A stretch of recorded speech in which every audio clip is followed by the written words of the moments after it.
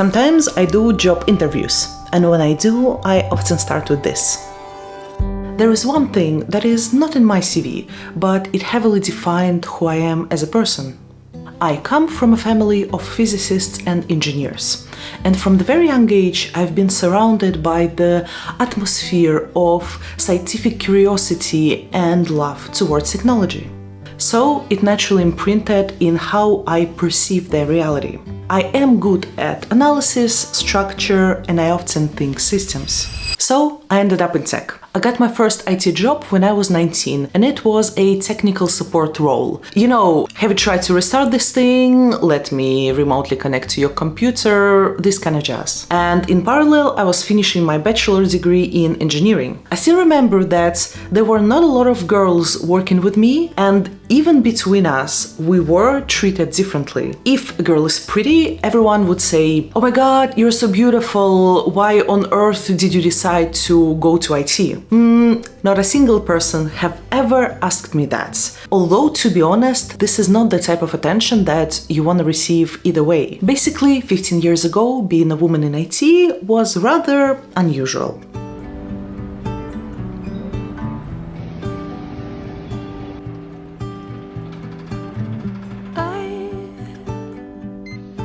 Want to sit around and wait.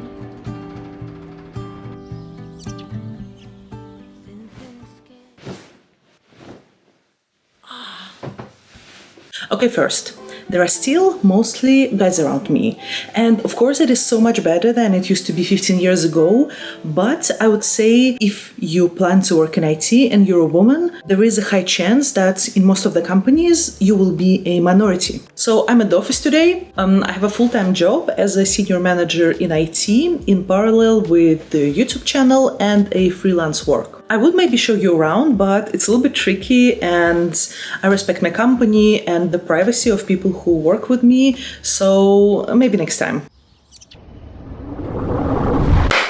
I had zero luck recording video from the office, so you're stuck with me at home today. Maybe I need to change the location. You know, I can almost hear a choir of the stereotypical Russian crones from the next door who are telling me that working in the same team where there are a lot of guys, there are a lot of men is actually fabulous. There are a lot of guys around you, they have a decent paycheck, so you should be thrilled, you should enjoy the attention and basically get married as soon as you possibly can. So as a grown-up woman and reasonable adult, I will respectfully tell them to Sometimes when I hear people speaking about women in tech, I find it very abstract. Everyone uses these big, vague words like empowerment or opportunities or engagements, and no one explains first what this actually means, and second, how it is connected to the real work of a woman in tech, or how it is helping a girl that wants to get in tech. So in this video, I wanted to be on the other side, very specific with you, because I'm a woman in tech. I work in tech for God knows how many years, and this job can be interesting and exciting and rewarding and fun, but there are certain objective implications that comes with the fact that there are still not a lot of women in IT. And this is what I want to share with you. And the first thing that I want you to know is it is hard to look up to someone because there are still a fewer women in IT. When you see that someone has done something, you think, okay, maybe this is possible. If you want to be a senior solution architect, and if you've never seen a female senior solution architect, maybe you would think, either, oh, what would I do there? There are only guys there. Or you would think, maybe, I don't know, I'm not built for that. I'm telling you, role models are a real thing. It is very, very important and really impactful. And if you only look up for men, it leads to you comparing your achievements to only achievement of a man in the same role or the same career track. Why is this bad? Because you compare your path to someone who maybe never had kids, or didn't need to take care of the home or any other additional unpaid job that a lot of the women do in reality have. And when you compare your track, when you think, okay, I achieved this career milestone or this level of expertise much later than this person, you think, okay, maybe I'm not built for that. Or maybe you blame yourself for not trying hard enough, which is just incorrect. It is, in my opinion, unfair to compare yourself to others like that.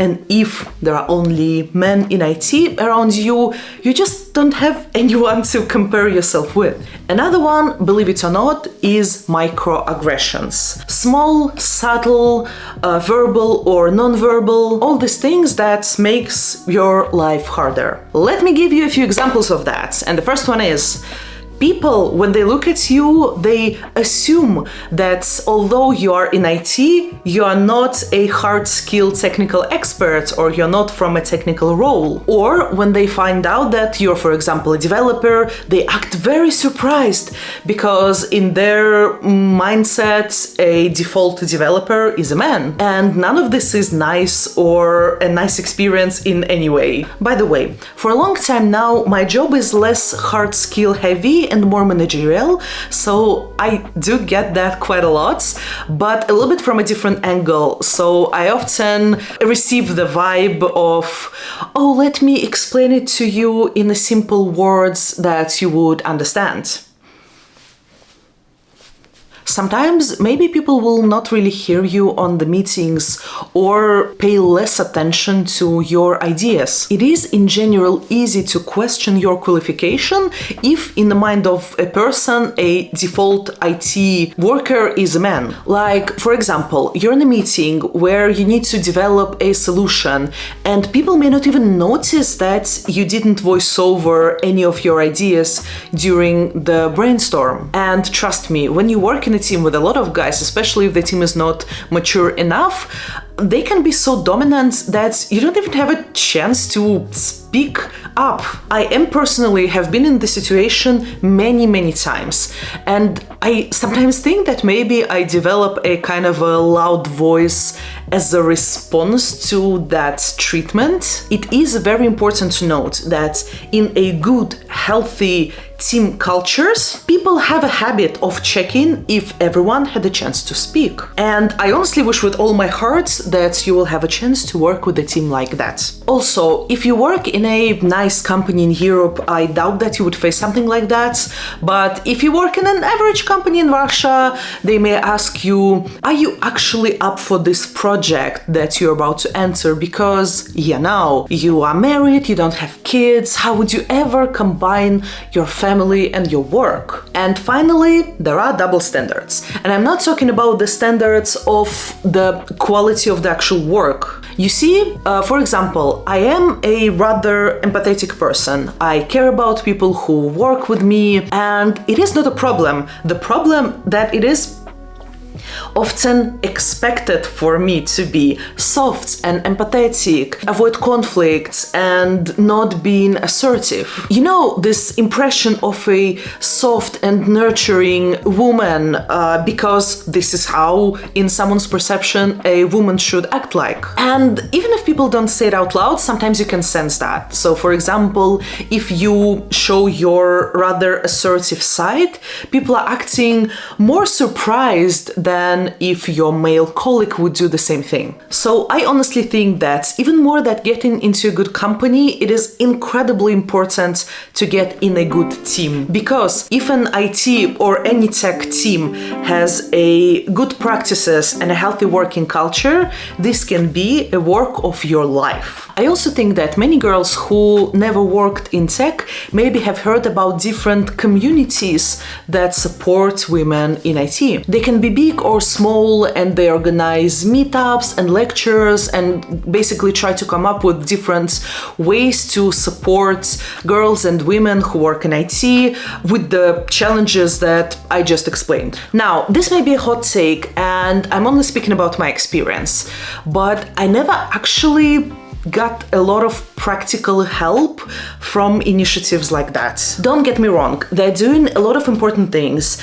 It's just, for me, in my experience, the problems I was experiencing, they were always so narrow and specific that I would rather benefit from having another woman in the same department that would also going through something like that than this kind of an distant support. But people are different and they require different nature of support, so maybe it's just not my jam, maybe it's yours. So what we understand by IT, or it's better to say by tech, is very different today. The field became so much wider and there are all kinds of jobs there. You have developers, data engineers, solution architects, data scientists, you have project managers, scrum masters. All of them are considered as tech. And naturally, the bigger the field, the more diverse is the workforce. And I am extremely happy to see more and more women joining the field. And if you ask me, I love working in tech.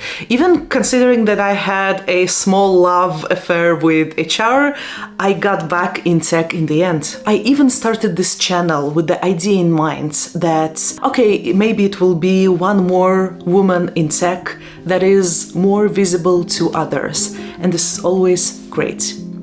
Thank you for watching.